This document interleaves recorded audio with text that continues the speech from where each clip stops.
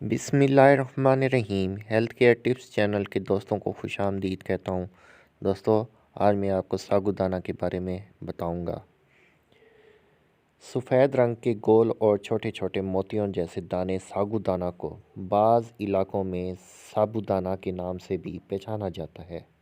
ये बहुत सेहत बख्श और हल्की ग़िज़ा है। ज़्यादातर लोग इसे पेट की खराबी, बीमारियों या बच्चों की खुराक के लिए इस्तेमाल करते हैं।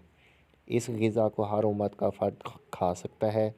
साबूदाना कैल्शियम, आयरन और फाइबर से भरपूर होता है, जो हड्डियों की सेहत को बेहतर बनाता है और मरमरी हड्डियों को लचकदार बनाने में अहम किरदार अदा करता है। जिस्म को कैल्शियम वगैरह मतवाज़न मिकदार में हासिल होने से हड्डियों की मजबूती में इजाफ़ा होता है और थकावट में भी कमी आती है। ये मशहूर ग़िज़ा सागू नामी दरख्त से हासिल की जाती है। ये खजूर के दरख्त से मुशाबत रखता है। फ़िल्मगा नामी जज़ीरा साबूदाना की काश्त और पैदावार के हवाले से मशहूर है।